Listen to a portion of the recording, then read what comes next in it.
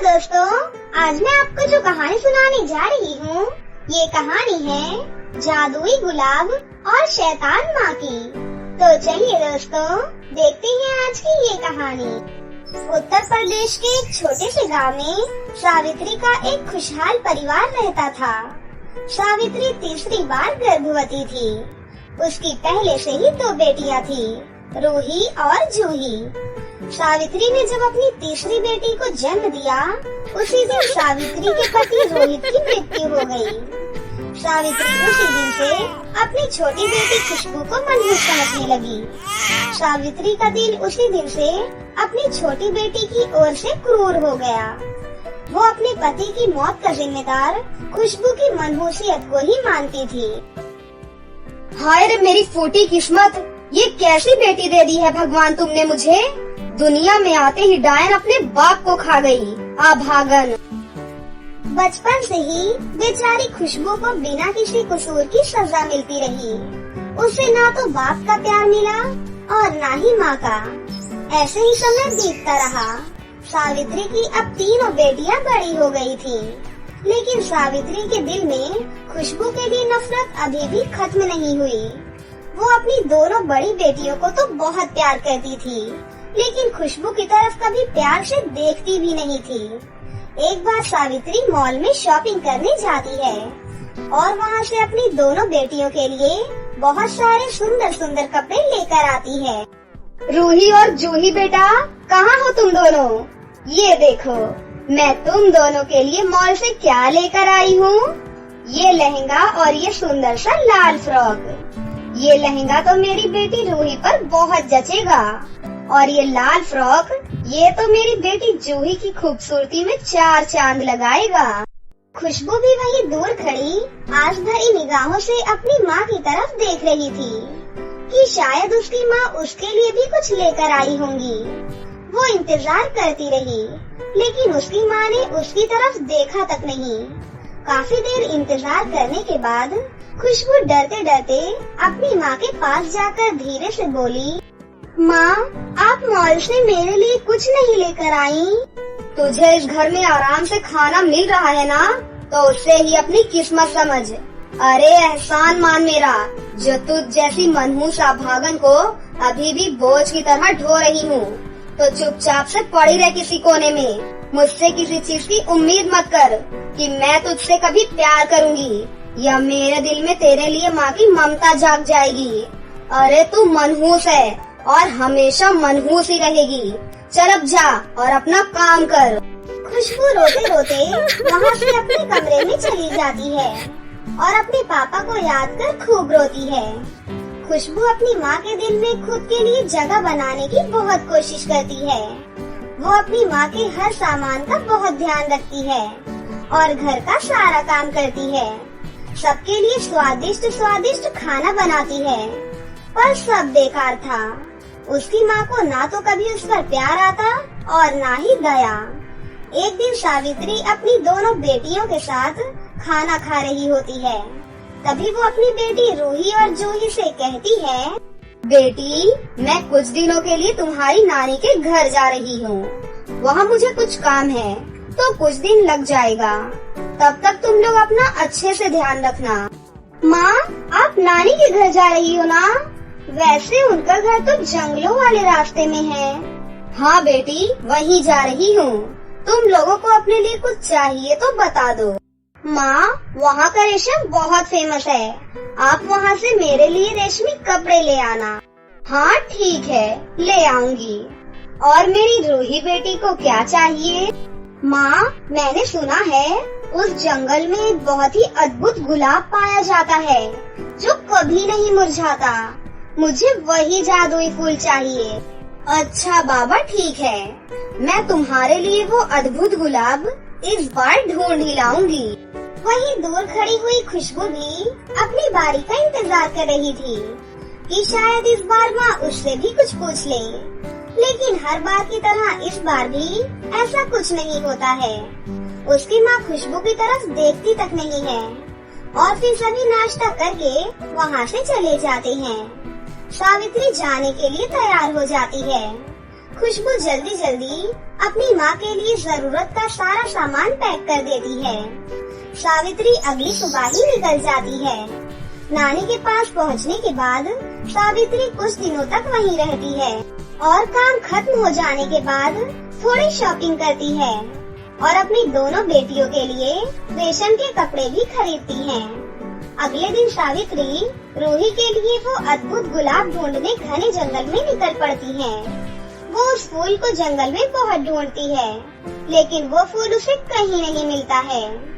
वो उस फूल को ढूंढते ढूंढते जंगल में बहुत आगे निकल जाती है।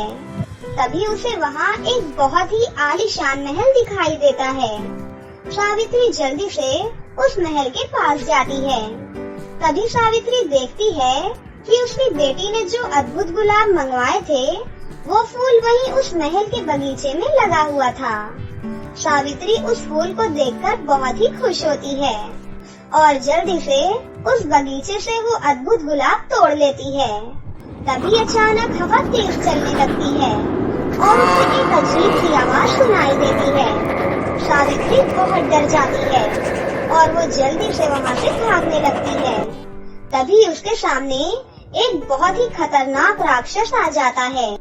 ये देखकर सावित्री के होश ही उड़ जाते हैं और वो डरते हुए बोलती है, मुझे माफ कर दो, प्लीज मुझे जाने दो यहाँ से।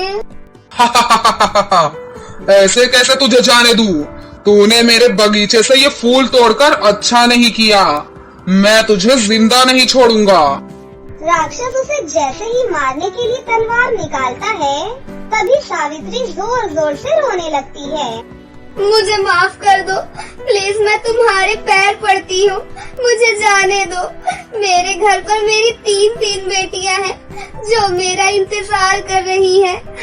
उनका मेरे सिवा इस दुनिया में कोई नहीं है। मुझे मत मारो, वरना मेरी बेटियाँ फिर से अनाथ हो जाएंगी। प्लीज मुझे माफ कर दो, मुझे जाने दो। तू पहले ये बता, तू इस घने जंगल में क्या करने आई थी और तेरी हिम्मत कैसे हुई मेरे बगीचे से फूल तोड़ने की? तुम्हें पता नहीं, मुझे मेरा ये बगीचा मेरी जान से भी ज्यादा प्यारा है। सच बता, तू मेरे बगीचे का फूल क्यों चुराने आई थी? दरअसल इस फूल का जिक्र मेरी बेटी ने किया था और उसने मुझे ये जादुई फूल लाने के लिए कहा था। अच्छा, तो ये बात है। इसके पीछे तेरी बेटी का हाथ है। बता, कहाँ है तेरी बेटी? मैं उसे जिंदा नहीं छोड़ूंगा। अब तू मुझे अपनी बेटी को लाकर मुझे दे, तभी मैं तेरी जान छोड़ूंगा। सावित्री को अब कुछ समझ में नहीं आ रहा था कि अब वो क्या करे। उसे तो अपनी जान और अपनी बड़ी बेटियां जान जैसी प्यारी थी। तभी उसे एक तरकीब सूझी। वो सोची कि क्यों ना रूही की जगह खुशबू का नाम इस राक्षस को बता दिया जाए, ताकि वो रूही की जगह खुशबू को मार डाले और इसी बहाने इस खुशबू नाम की आफत से हमेशा के लिए छुट्टी मिल जाए। सावित्री यही सोचकर उस राक्षस को अपनी छोटी बेटी खुशबू का नाम बता देती है। अच्छा, तो फिर अब जा और अपनी बेटी खुशबू को मेरे पास लेकर आ। अगर तुम 24 घंटे के अंदर वापस नहीं आई तो मैं तुम्हें जलाकर भस्म कर दूंगा। सावित्री भागते हुए वहाँ से अपने घर आती है और अपनी तीनों बेटियों को आवाज लगाती है। रूही, जूही, खुशबू, कहाँ हो तुम तीनों? जल्दी से मेरे पास आओ। इस बार सावित्री अपनी बड़ी बेटी रूही और जूही की जगह खुशबू को अपने गले से लगा लेती है। ये देखकर खुशबू बहुत ही खुश हो जाती है। उसे लगता है कि आज उसकी माँ ने शायद उसे माफ कर दिया। पहली बार माँ का प्यार देखकर वो बहुत ही ज्यादा खुश होती है। खुशबू बेटी, चलो मेरे साथ, मैं तुम्हें बाहर घुमा कर लाती हूँ। इतना कहकर सावित्री खुशबू को अपने साथ उसी जंगल में उस राक्षस के महल में ले जाती है। राक्षस को सामने खड़ा देख खुशबू बहुत डर जाती है। माँ, मुझे बहुत डर लग रहा है। माँ प्लीज बचाओ। माँ, मुझे अब कहाँ लेकर आ गई? माँ, मुझे घर जाना है, प्लीज वापस चलो। माँ चुप कर और मेरी बात कान खोल कर सुन। अब से तुझे यहीं रहना है। तू इसी के लायक है। अब जा और यहीं सड़। इतना बोलकर सावित्री खुशबू से हाथ छुड़ाकर वहाँ से चली जाती है। खुशबू रोती रह जाती है, लेकिन सावित्री एक बार भी पीछे पलटकर देखती तक नहीं। ये रोना धोना बंद कर, अब से तुम्हें यहीं मेरे साथ रहना पड़ेगा। खुशबू बहुत रोती है, लेकिन उस राक्षस को उसके ऊपर जरा भी दया नहीं आती और वो उसे उठाकर एक कमरे में बंद कर देता है और उसे खूब डराता है, यहाँ तक कि उसे खाने को भी कुछ नहीं देता। खुशबू दिन रात खूब रोती है। ऐसे ही 4 दिन बीत जाते हैं और अचानक से राक्षस बहुत बीमार पड़ जाता है। वो खुद से उठकर चल भी नहीं पा रहा था। राक्षस की ये हालत देखकर खुशबू को उस पर दया आ जाती है और वो उस दिन से राक्षस का सारा काम करने लगती है। वो उसके लिए बाहर से फल तोड़कर लाती और जड़ी बूटी लाकर उसे पीसकर उससे उस राक्षस की मालिश करती। कुछ दिनों की देखरेख के बाद वो राक्षस बिल्कुल ठीक हो जाता है। खुशबू की दरिया दिली से वो राक्षस बहुत खुश होता है। वाह, ये लड़की तो बहुत ही अच्छी है। मैंने इस लड़की के साथ इतना बुरा किया, फिर भी इसने मेरी इतनी सेवा की। राक्षस को अब खुशबू बहुत अच्छी लगने लगती है और धीरे धीरे दोनों में बहुत अच्छी दोस्ती हो जाती है। अब तो राक्षस खुशबू का बहुत अच्छे से ख्याल रखता है।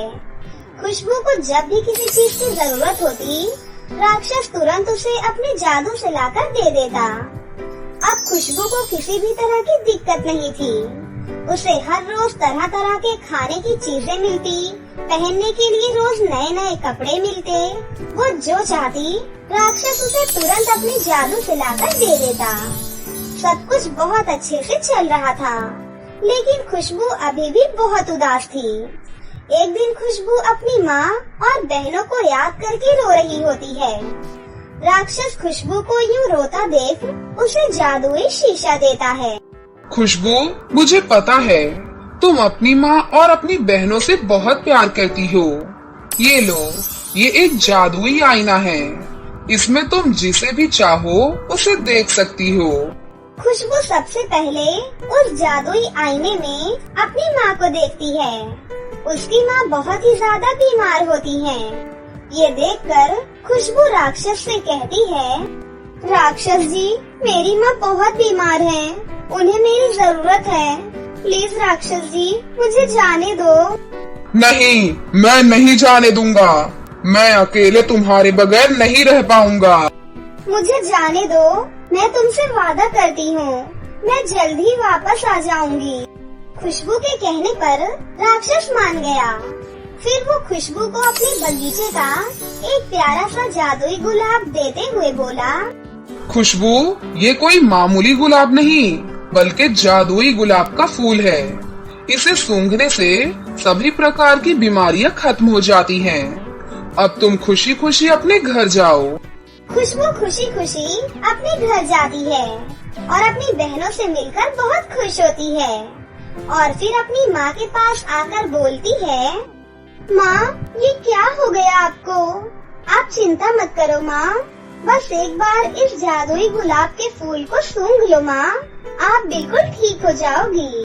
फूल सूंघते ही उसकी माँ सावित्री बिल्कुल ठीक हो जाती है। ये देखकर सावित्री को अपने किए पर बहुत ही ज्यादा पछतावा होता है। मुझे माफ कर दे बेटी, मैं तो किसी शैतान से कम नहीं हूँ। मैं एक माँ होते हुए भी तुझे मरने के लिए मौत के मुंह में छोड़ आई, और एक तू है कि मेरी जान बचाने के लिए राक्षस से ये जादुई फूल ले आई। मुझे माफ कर दे बेटा, भगवान मुझ जैसी शैतान माँ किसी को ना दे। मुझे माफ कर दे बेटी, मैं तेरी गुनहगार हूँ। अब मैं तुझे कहीं जाने नहीं दूंगी मेरी बेटी। नहीं माँ, मुझे जाना होगा, मैं वादा करके आई हूँ, मैं जा रही हूँ माँ।